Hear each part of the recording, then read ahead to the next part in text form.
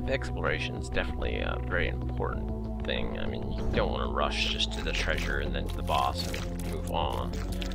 There's always a good opportunity to find some cards or pills or other treasure chests just hanging about in levels, and you don't really want to miss out on those opportunities because you don't know what you're going to get later on.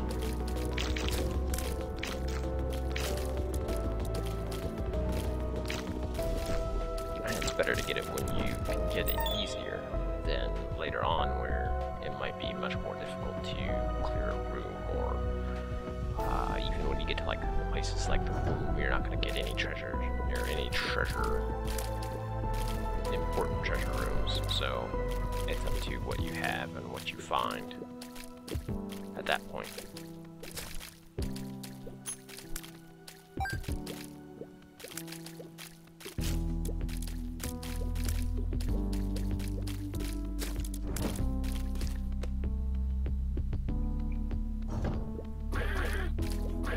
Rooms like this can kind of be a pain in the ass, especially when you've got a lot of uneven area to run through. But again, that Halo of Fly will definitely save you. I probably took 2 or 3 hits through this room here and actually took no damage.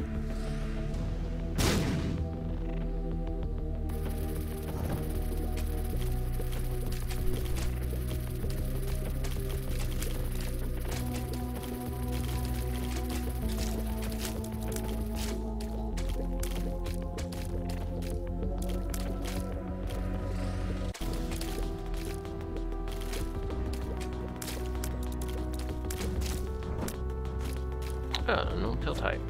Alright. Always, like I said, always good to test out your pills once you get them. Especially if you don't know which type they are. It's generally not going to hurt you too much. Even if it does damage, it's usually only like heart. And even if you're real low, they won't do any damage to you. I believe if you have just a heart, it won't do any damage to you. If it normally would do health down or whatnot. Envy is kind of a dull fight, and just kind of, there's actually one of the bosses does this exact same thing, except when the final, you know, little, whatever you want to call them, the little orbs or whatnot on the boss die, they drop grubs. So. And here's another spacebar item, which I actually kind of skipped first, and I was like, well, you know what, I might as well show it off. The sooo, which is that, you know, charging my laser thing, or whatever you want to call it, I don't know. All it does really is fire a beam, which can do some damage, but at the same time, I can't trade away my unicorn horn for that. I now have a cat standing in front of me. Why can't you guys stay out when I record things? As soon as I hit record, you guys are in here. Oh, come on, move. You don't even know what you're doing. Come here. So, if you don't know, the secrets to finding the like hidden rooms is look for any place that has 3 adjacent hallways connecting it, or 3 adjacent rooms touching it. Any place that has those 3 rooms surrounding it is usually a good candidate for hunting for secret rooms.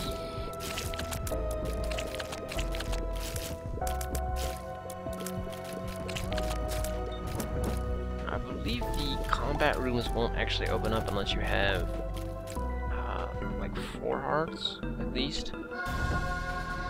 And this one actually pays off. And then later on, you can kind of check and see what type of boxes are in there, or items are in there before you actually engage in the fight.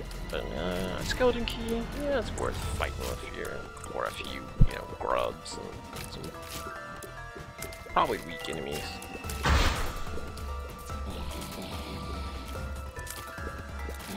These guys more just a nuisance than a real difficulty, especially in a large open room. So.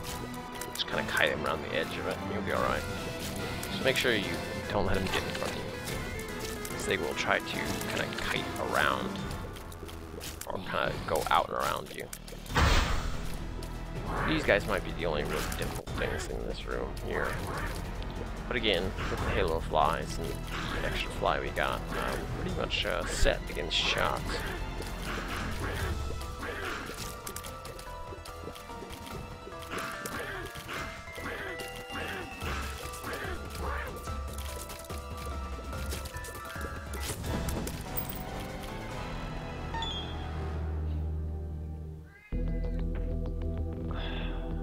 Yes.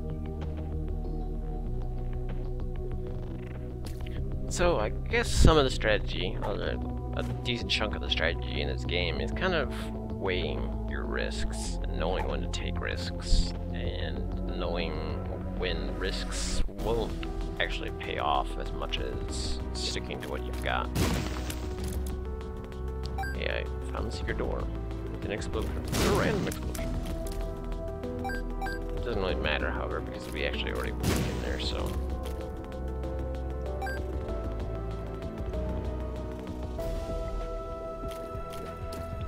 I paused briefly to figure out what I want to do, and, well, I could go attack the boss, but again, it is always good to use what is available to you, and, well, early on, in the basement and caves levels, you don't want to pass up an opportunity to score some easy items, or, you know, get some health or some, you know, benefits while you still can. You don't know how difficult it's going to be later on, whenever, you know, levels get harder, enemies get harder. So, getting them now, always better than getting them later. I really could have gone and checked out the shop, but most of the good items usually cost about 15. So if you don't have 15, you might as well go and check out the arcade if you've got one.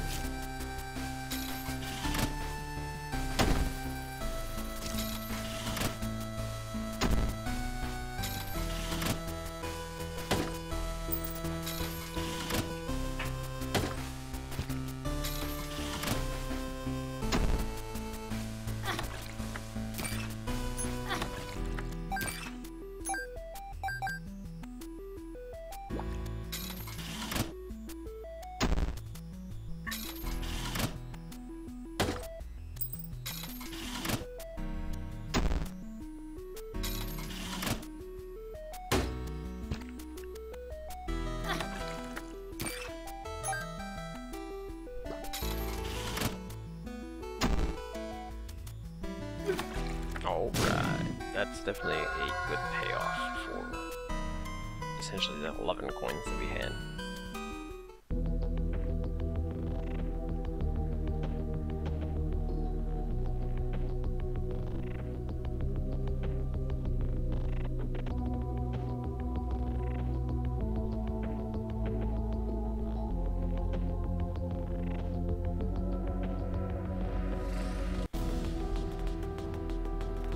And now on to fight the boss. And Peep is actually probably one of the easier, like, cave area bosses to fight.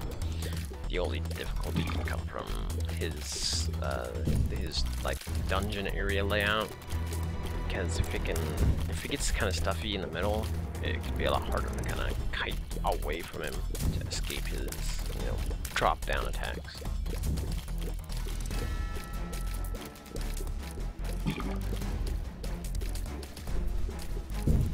If you do happen to get an arena that has like barriers towards the middle of the room, he actually can't travel over them.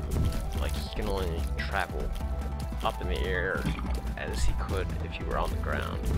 So you can actually kind of get him stuck against those barriers, which can also benefit you, but so long as you don't get trapped by the barriers, you'll come out on top of it.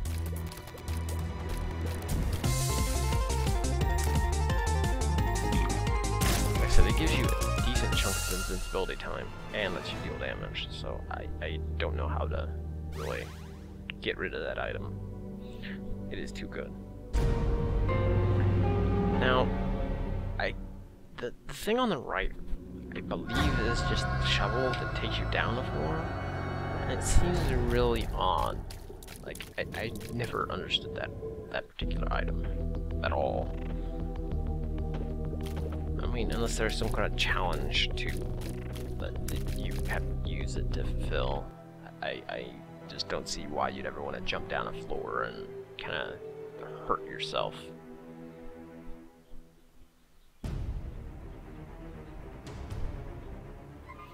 So now we're into the depths. And depths enemies tend to get a little harder.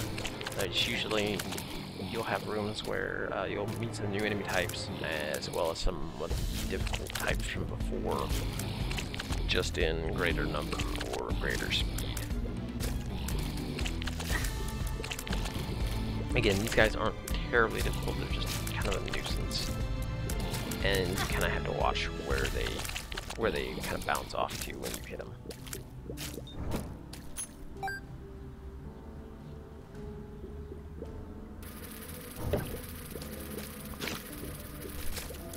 Nothing too difficult here, really. The stone faces in the center don't really do anything but shoot the occasional random shot at you. And once you kill the enemies, they stop. The odd vagina enemy, or what have you, definitely shoots laser beams in sort of a... You can kind of trigger these laser beams and then kind of move around past them. And they're not too difficult unless you kind of get trapped by the terrain. Otherwise, like I said, if you've got room, you can trigger off the laser and then run around them. Bomberman here is actually pretty easy to deal with. And in fact, if you have like Bobby Bomb, the homing bomb item, half the time you can kind of trick him into blowing himself up, which is kind of hilarious. You can just go ahead and like push the bombs or shoot the bombs, but without like, you know, the homing bomb item, it kind of becomes more risk than reward in doing that. When it's actually pretty easy to just kind of cut around and shoot at him until he dies. And generally his reward is going to be bombs.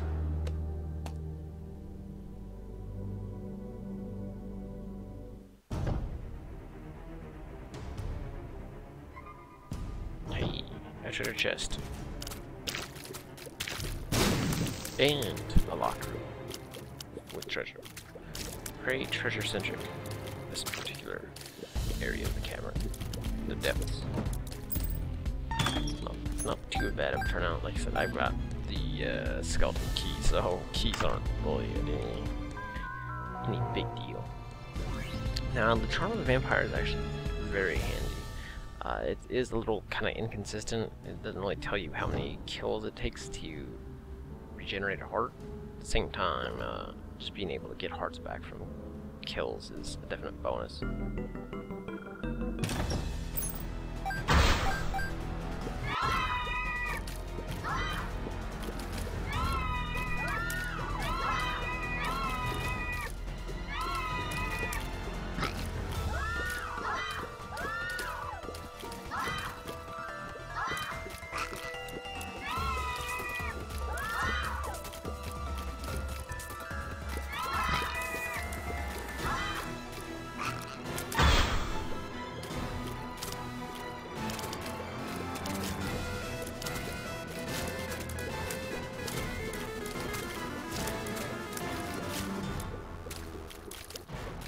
Nothing too sinister here, although these guys can kind of be a pain in the ass. And they're probably my second least favorite enemy. Just because they, again, kind of slow things down. You can actually hit them from the side and occasionally deal damage to them.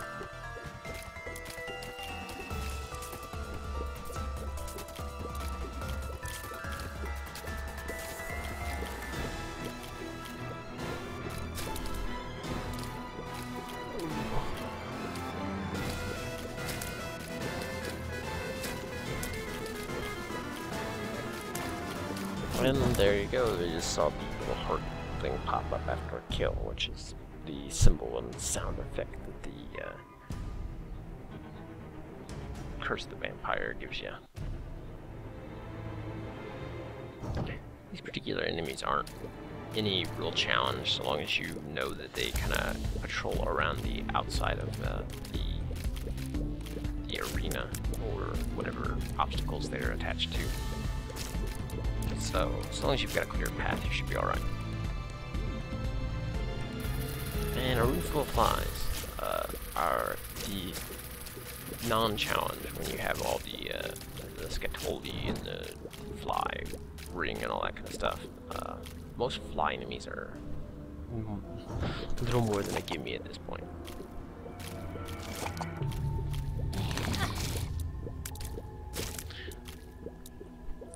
These guys can kind of be a challenge sometimes, but it really depends on the room layout some of the time. Sometimes they're real easy, other times they can kind of just catch you off guard. That's the only way they can really do damage to you.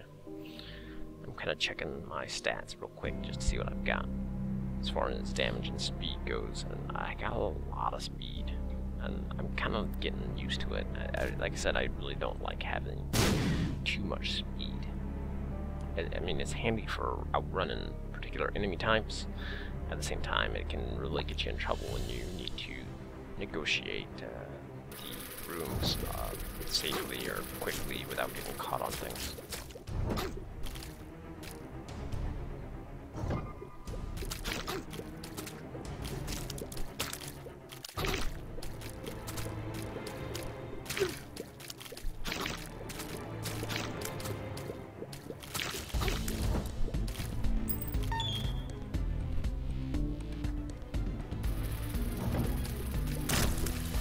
This is kind of a mini boss version of the boss I was talking about earlier.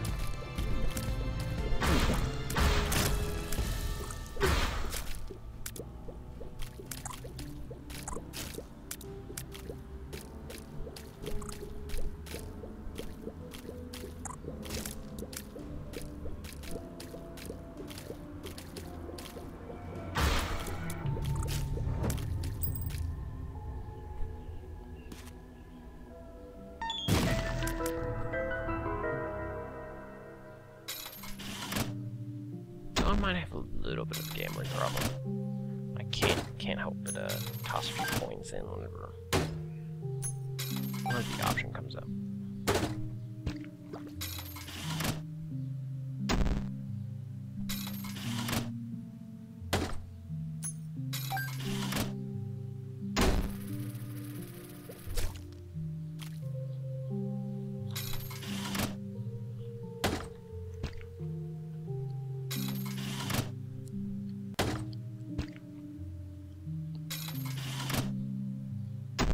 Okay, so by a few coins, I mean all my coins, but you know, hey.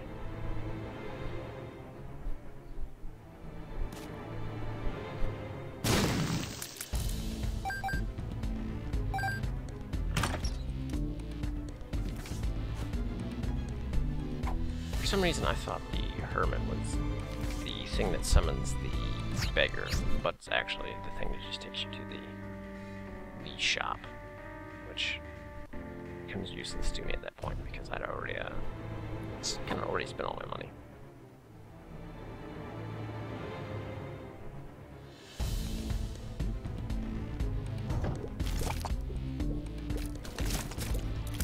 See, it's kind of the real big times when these guys can become kind of dangerous. Whenever you walk in the room and they just so happen to be pretty close to you and you can't run like in every direction to get away from them.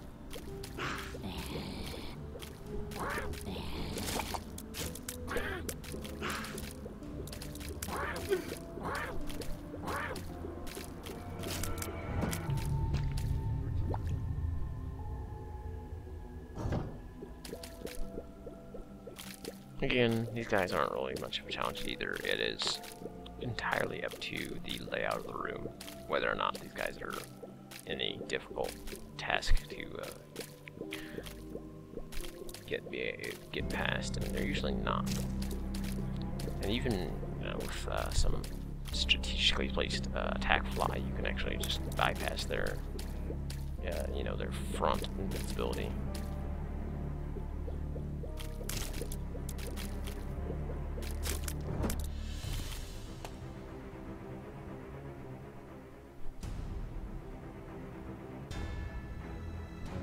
Monstro 2.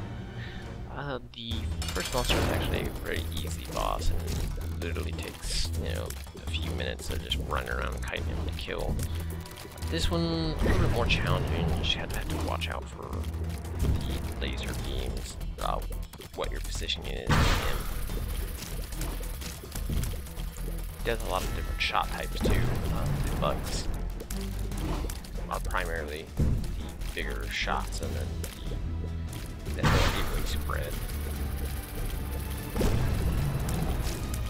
Other than that, though, once you get the pattern down, this is pretty much it. You just kind of kite around and do the same thing we did before.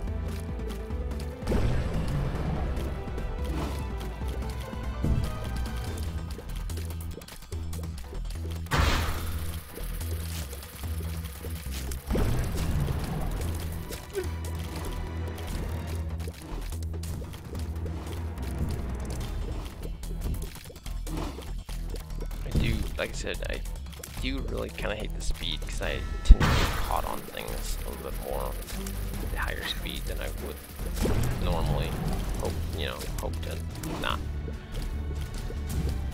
do, but it just happens.